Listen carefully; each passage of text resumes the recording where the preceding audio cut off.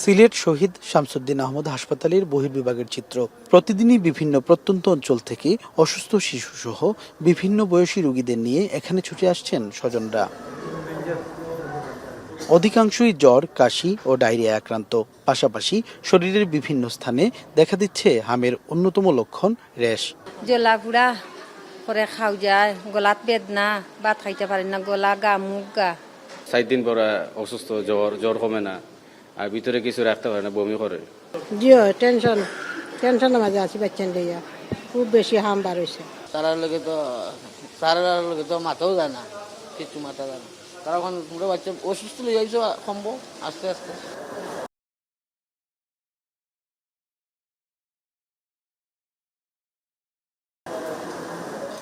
এদিকে হাসপাতালে রোগীর সংখ্যা বেড়ে যাওয়ায় ওয়ার্ডে তিলদারণের ঠাঁই নেই।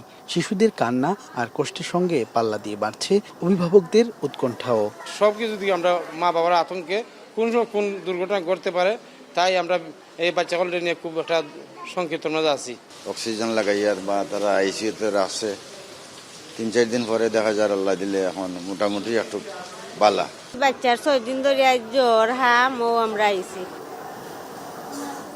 তবে চিকিৎসক ও নার্সরা বলছেন, রোগ জটিল আকার ধারণ করায় শিশু মৃত্যুর সংখ্যা বাড়ছে। তারপরও আক্রান্তদের সুস্থ করে তুলতে সর্বোচ্চ চেষ্টা চালিয়ে যাচ্ছেন তারা। যাদের অক্সিজেন প্রয়োজন দেখি, আমরা স্যাচুরেশন দেখি, অক্সিজেন প্রয়োজন হলে অক্সিজেন দেই, তারপর হচ্ছে যে ট্রিটমেন্ট দেওয়া থাকে ওইটা আমরা ক্যারি করি। ভ্যাকসিনেশন ক্যাম্পেইন সফলভাবে আমাদের দেশে সম্পন্ন হয়েছে এবং বাদ পড়া শিশুদেরকেও খুঁজে খুঁজে ভ্যাকসিন দেওয়ার কার্যক্রম চলমান। আমরা আশা করছি অল্প কয়েকদিনের ভিতরেই এর প্রকোপটা কমে আসবে। স্বাস্থ্য বিভাগ জানিয়েছে, চলতি বছরের 1 জানুয়ারি থেকে এখন পর্যন্ত ল্যাবরেটরিতে নিশ্চিত হওয়া হাম রোগীর সংখ্যা 325 জন। তবে হামের উপসর্গ নিয়ে সিলেট বিভাগের বিভিন্ন হাসপাতালে চিকিৎসা নিয়েছেন 2500-এরও বেশি মানুষ। স্বাস্থ্য কর্মকর্তাদের মতে, নিয়মিত টিকাদান কর্মসূচির আওতা বাড়ানো এবং জনসচেতনতা বৃদ্ধি করা গেলে এ রোগের বিস্তার অনেকাংশেই রোধ করা সম্ভব। সন্দীপন শুভ, এখন সিলেট।